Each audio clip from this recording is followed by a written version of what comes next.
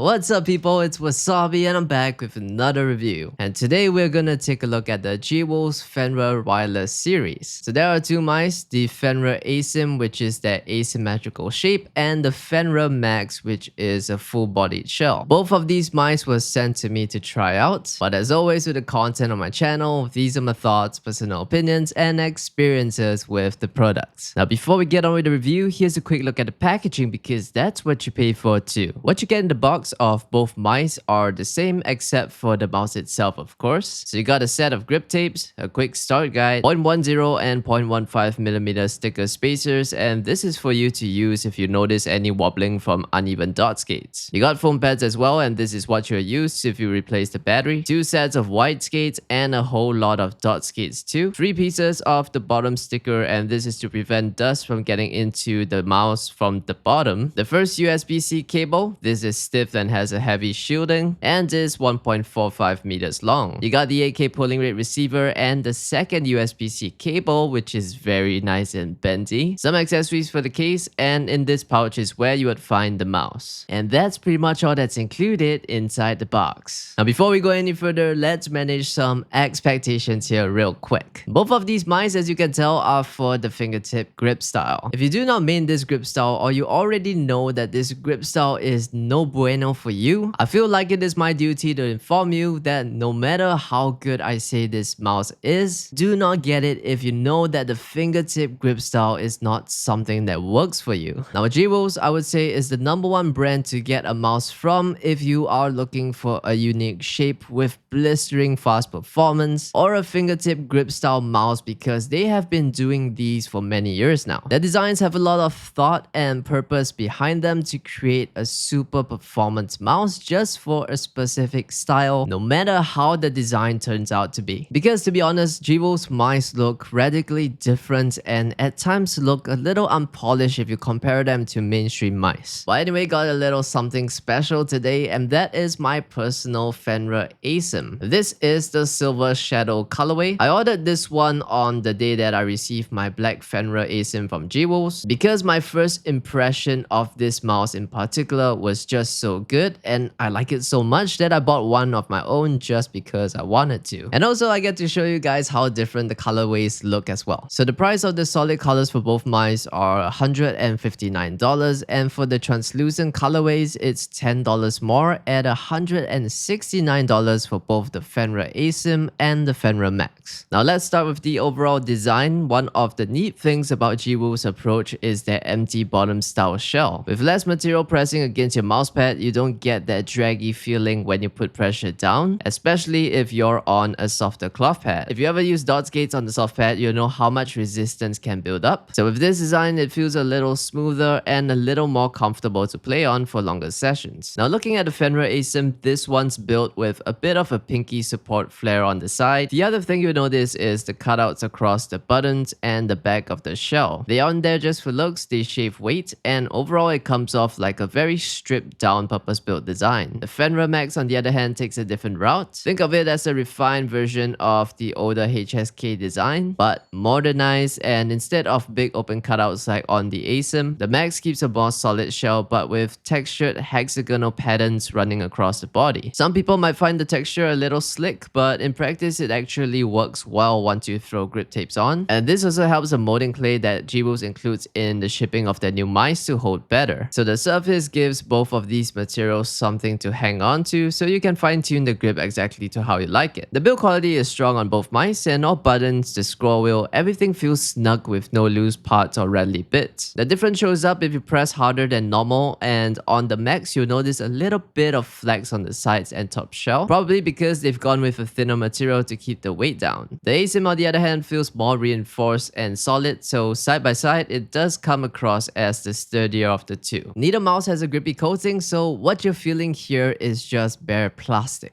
It keeps the weight down maybe by 1 gram or less, but durability is high. It also means that if you play without grip tapes, it can be very slippery. G-Wolf's does include grip tapes in the box, and personally I'd recommend using it. I've also been experimenting with some universal sets from places like AliExpress. For example, I got these clear silicone grips on my Silver Shadow Asym, and while it does make the experience on this mouse a gazillion times better like like with any grip tape, this one doesn't get in the way of the design as much. The weight for the Asym, the stated weight on the website is about 20.4 grams. Mine weighs in at 21.6 grams with the standard dot skates. For the Max though, the stated weight on the website is about 22.4 grams, and the unit that I have weighs about 24 grams with the standard dot skates. Now before I get into more detail with the shape and how it feels from my experience, to put things into perspective, my hand size is 17.5 by 9. Both the Asym and the Max are really small mice, and I think the best way to show you just how small they are is by putting them side by side with my iPhone 12 or even my GPX Superlight 2. You can see straight away how tiny these shapes are. But that's exactly the point. These are mice that are specialized for the fingertip grip style. So the body of the mouse isn't meant to fill your palm. Instead, these mice purely support your fingers and let you be as sharp and efficient as possible with this grip style. For the Asym, looking at the front, the first thing that stands out is how wide and short and flat it is. Funny enough, these characteristics is usually something that I don't like on traditional mice, but for the fingertip grip, they make total sense. A wide, short, and flat front gives your fingers more stability without forcing your hand into an awkward angle. The buttons are also extremely low, and in fact this is the flattest mouse I have ever used. Its low profile is an upside to me though, because with taller, boxier fingertip grip style shapes like the Fenrir Max or even the Dumbo Shark M5 Air, if you press too hard on one corner of a button, the whole mouse can feel like it's tipping over because it is so light. But with the Fenrir Asym being so flat, you don't get that effect at all. Now the sides of the Asym is where the shape really starts to shine, and the biggest advantage here is how natural the side buttons feel, and that's because of the support structure on the opposite side. With this asymmetric shape, you never feel like the mouse shifts out of place when you press on the side buttons. It's all because of that signature hip flare at the back, and if you fingertip aggressively and tend to curl your ring and pinky fingers, this flare gives you something to anchor against. It adds a sense of security so the mouse feels locked into your grip even doing quick flicks or multi-angle tracking. The hump on the Asym is really understated. It's very low and subtle, and the back of the mouse tapers off without much height, which again reinforces that fingertip only design philosophy. This one doesn't try to give your palm support, instead it just stays out of the way as much as possible, so you got all the space that you need for your fingers to do all the work. Now switching to the Fenrir Max, the front feels very different. The button grooves here are much deeper and more pronounced, so your fingers naturally sit in them, and it creates a really comfortable resting point. To me, along with its symmetrical shape, it makes the Fenrir Max the more beginner-friendly option of the two. So if you're new to fingertip grip style mice and you're learning to rely on only finger control, these grooves really help your fingers to feel planted. It's a small detail, but it makes a huge difference when you're doing multi-angle tracking or switching targets quickly. Also, the button height is more regular here, so compared to the Asym, it feels a lot closer to traditional mice in that sense. On the sides, the Fenrir Max is less aggressive than the Asym. You don't get the same hip flare at the back, so the grip feels a little more neutral overall. That can actually be a plus if you prefer more freedom in how you hold it, since nothing really locks your fingers into a specific spot. It's more of a blank canvas for how you want to approach the fingertip grip style. And for the hump on the Max, it's quite a lot taller. The back end feels a lot fuller too, which gives you a bit more stability if you like pressing your fingers against the rear for control. Again, it makes the Max the more approachable option for players experimenting with the fingertip grip style because you got a lot more freedom from the shape of this mouse. So overall, the Asym is the more specialized of the two in my opinion. It's flatter, it's wider, and more locked in with the single side flare at the back. It's a fingertip mouse that demands precision but provides you with a supportive base to give you incredible control once you get used to it. And the Max on the other hand feels more versatile. I'd say it's easier for more hands to get used to it. It's got a similar small footprint, but the comfort features like the button grooves and the fuller hump makes it easier to pick up and play, especially for people who are newer to this grip style. And now here's a closer look at how I hold on to both mice, just to help you visualize how my hand and the shape works with reference to my hand size. Starting with the Fenrir Max, you can use an aggressive claw fingertip grip a relaxed or neutral fingertip grip style, or even stretch your fingers all the way out to the front for an extended hold. For this sort of shape, no matter how you position your hand, the Max feels like it's easy to adjust to, and I would call this the most universal fingertip grip mouse in GWO's lineup. With the Asym, things change quite a bit. This one is much flatter, and that hip flare at the back gives you a very defined support point. For some hand sizes, this flare can actually get in the way if you try to play with your fingers extended fully forward, so this is something that is worth keeping in mind. But for me, that's the only limitation of this shape. The flare is also what makes it feel unique, and it supports your ring and pinky fingers so it doesn't slip backwards. And also, this curve gives you a consistent reminder of where your grip should be. So whether my hand is relaxed or completely tensed up in the middle of a fight, I never feel like I'm losing or lacking control on this mouse. The switches in the Fenrir Asym, GWO's went with Omron D2LS21 mechanical switches. Those are rated for 20 million clicks, and they are ultra miniature in design, physically much smaller than what you'll find in most mice. On the other hand, in the Fenrir Max, you got Huano transparent blue shell pink dot mechanical switches, which are a favorite of mine and a very popular pick amongst gamers. Now, even though they are different in practice, both switches feel surprisingly close, and the Huanos in the Max are equally solid, consistent, and responsive, and feel very good to click on. Neither of these switches feel too heavy or too light. The actuation force strikes a good balance. It's firm enough that you won't accidentally misclick. The Omrons in the Asym may be smaller in size, but they deliver a crisp, satisfying click that feels very well tuned for gaming. So at the end of the day, whether you go with the Asym or the Max, the click experience is really strong across both. Now about the side buttons, because the experience here is basically identical between the two, I will just explain both of them as one. Both sets feel well positioned and easy to reach without shifting my grip, which is important on fingertip mice where you don't have much hand contact with the body. The buttons got a crisp and responsive click that is not too soft or too mushy, and I didn't notice any wobble or inconsistency. And there is barely any pre-travel with a bit of post-travel after the click.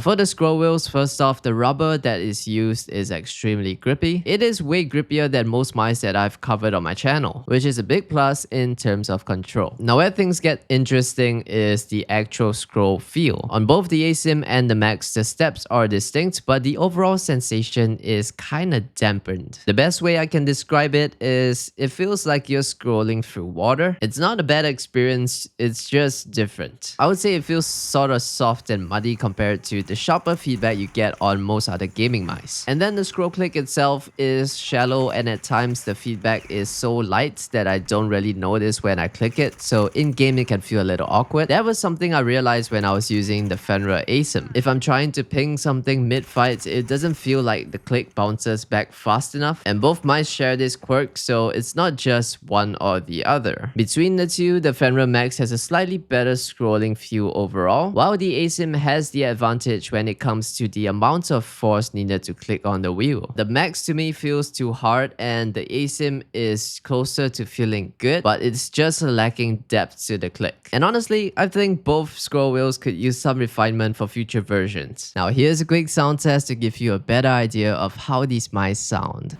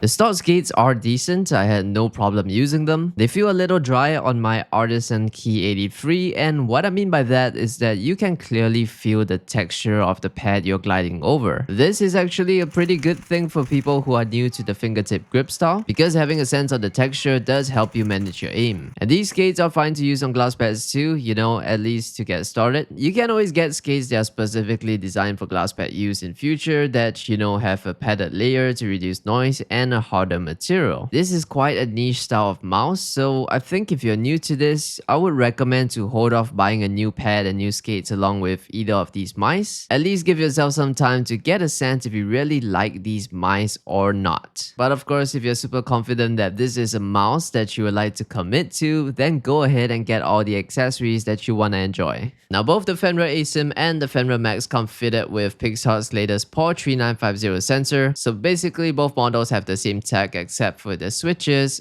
and the scroll wheel encoder. This sensor tracks all the way up to 30,000 dpi, which is way beyond what most people will ever use. And performance-wise, it's been flawless. There's been no spin-outs and no weird acceleration issues. It kept up perfectly when I was using them on both cloth and glass pads. Connectivity-wise, 8K wireless, and if you use this mouse wired, it's kept at 1000 Hz pulling rate. Battery life for 1000 Hz pulling rate can get you about 52.5 hours, and running at 8K polling rate, it can be about 19 to 21 hours based on the test results that I received from them. Now keep in mind that these mice have a 210 mAh battery and the weight of them are just a little above 20 grams, which I would say is very impressive. For this mouse, you would use a web-based software and it works well. Really, it's got all the functions you would need and that you can expect from a majority of high-performance gaming mice today. So you got mouse button remapping, debounce time adjustability, polling rate adjustments from 125 to 8000, lift-off distance setting of 0.7, 1, and 2 millimeters represented by low, medium, and high, sleep time and sensor rotation. And with the tab extended, you can find the option for angle snapping, motion sync, and scroll wheel debounce. And of course, you got the DPI slider on the bottom. Now, there are many things to like about a mouse, and it varies from person to person. So some of my favorite things about each one. For the Asym, the width is a little wider than the Max towards the back, but horizontal stability on this one feels very good for flicking. For me, it's a big plus because I flick more than I track. And flicking using something this small and unrestricted, it is next level flicking flexibility compared to what you can do on a regular size mouse. Next is the stance, and it doesn't tilt over because it's just so flat. And not sure if it's just a me problem, but this is something that I experience using mice like the Fenrir Max. And the last thing is the scroll wheel. I love and hate this scroll wheel because the clicks are too shallow and it feels like I wish it had more of a full travel distance. But of all the fingertip grip style mice that I've used, clicking this one in-game is a lot easier to do. And for the Fenrir Max, I like the main clicks. The click experience on the Fenrir Max is, I would say, better, but the clicks on the Asym are already very good, so I'm very pleased with both. The scroll wheel, as I have said earlier, it's a little better overall. I think both wheels could be improved with future models, but the experience on the Max is just a little more familiar. And last thing that stood out is the button grooves, and the button grooves on this mouse are just delicious. It's what will draw you into wanting to use this mouse more. Recommendations at the top of my head: if you have thick thumbs, I recommend the Fenrir Max, and that's because the Asym is very short and you may struggle to have a confident hold on the mouse, so you would find yourself having to work around that by applying more pressure down on the buttons at all times. So if you have thicker fingers and you want to hold on to a mouse lightly for casual day-to-day things, the height of the Fenrir Max would be a lot better. The mouse with a thinner grip is the Fenrir Max to me. The Asym has a backward flare to support your pinky finger, and that makes the Fenrir Max feel thinner in comparison, but it is very slight. Now, final thoughts and what do I think of the value of these mice? The advantage of these mice is really the shape, which looks like you are getting 50% of a mouse. But it is these designs that allows for more freedom of movement towards the back of your hand, which is hella beneficial for the fingertip grip style. So if you compare to, say, what Pulsar has to offer, which is the X2F that recently came out, these mice from G-Wolves just come off as shapes that are special specially created for this grip style. The X2F on the other hand is basically an X2 Mini that is cut in half, and it seems like many people who tried the X2F or cancelled their X2F order went with either the Fenrir Asym or the Fenrir Max. I'd say these mice from G-Wolves are for people who want the most value from form and function. No marketing fluff, it's just awesome performance products. For my hand size of 17.5 by 9, I don't feel like either of these mice are too wide. I think it is a good width that puts my hand in a very stable stance. And for a mouse like this, which is super nimble by nature, this stability makes it feel like a mouse that is much closer to feeling versatile with different types of aim and games. The thing I like about the Max is that it's not crazy flat. There is bulk to it, which every now and then when I just feel like grabbing the mouse however I like to, it's a lot easier and quicker to grab onto something that is not as flat as the Asym. So just a casual convenience from the form factor. So anyway, thank you so much for watching. If you enjoyed the video or found it helpful in any way, please leave a like and subscribe to support my channel. And I guess I'll see you in the next one.